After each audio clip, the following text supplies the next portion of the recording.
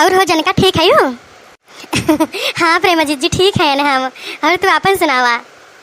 हम वही ठीक है नहीं से जिया जियत भाई और का। अरे चंद्रकला काहे तू चुप पे बैठी? हाँ तू कुछ बोला? अरे नहीं जीजी ऐसे बैठी सोचत रहन कि कितना दिन बाद तीनों सहेली एक साथे आज बैठा गवा गवाए।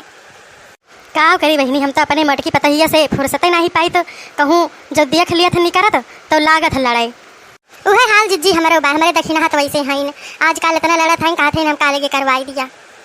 अरे तो हम कवन बात ही भाई करवाई दिए तो सुख से रहबू अनहु सुख से रही हैं। अरे चंद्रकला जीजी जितना कहा सुतार बाय उतना कर बनाए सुतार बाय। अच्छा छोड़ा जाए दिया, अब घर के बाद घर ही में रह दिया ठीक है। अब ये तीनों जनी जब इकट्ठा भए हैं तो कुछ चला मन मनसाइन हो जाए। हमारे भैया बहनी सुन रही हैं अब ऐसे जो ना है हमारे सबके मन हलुक हो जाए। हाँ जीजी बहुत एकदम नंबर एक के बात कही बहन के। हाँ जीजी काहे नहीं तू गावा हम सभी पुरवाऊ। अच्छा ठीक है भाई तो एक ठीक खिचड़ी गीत लेके आए हैं भैया बहनी, आप सब सुने और अगर गीत अच्छा लगे तो कमेंट करके जरूर बताएं। अगर चैनल पे हमारे नवा हुए तो सब्सक्राइब जरूर कर लिया भैया ठीक है। बतावा दुल्हा खिचड़ी खाबा कि नहीं, बतावा दुल्हा खिचड़ी खाबा कि नहीं, बतावा दुल्हा खिचड़ी खाबा कि नहीं। ये खिचड़ी जीवन में फिर नहीं मिली है, ये खिचड़ी जीवन में फिर नहीं मिली है। बतावा दुल्हा पछतावा कि नहीं, बतावा दुल्हा पछतावा कि नहीं, बतावा दुल्हा खिचड़ी खाबा कि नहीं, बतावा दुल्हा खिचड़ी खाबा कि नहीं।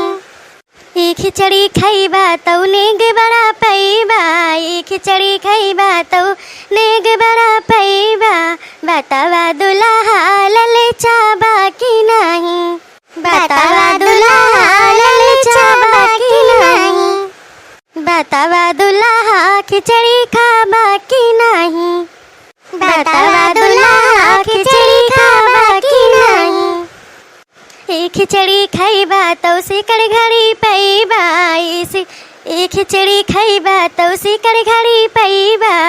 बतावा दुल्हा अंगूठी लेबा कि नहीं, बतावा दुल्हा अंगूठी लेबा कि नहीं, बतावा दुल्हा अंगूठी लेबा कि नहीं, बतावा दुल्हा खिचड़ी खाबा कि नहीं, बतावा दुल्हा खिचड़ी खाबा कि नहीं।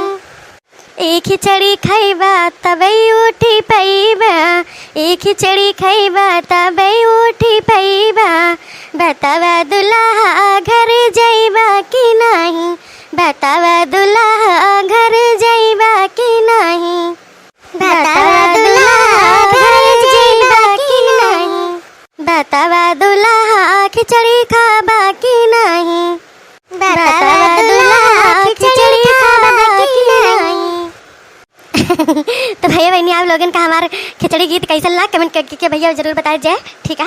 और हम मिला अब दूसरे के वीडियो में एक नया गीत लेके, तब तक आप लोग चैनल पे नवा हुए तो भैया सब्सक्राइब कर लिया।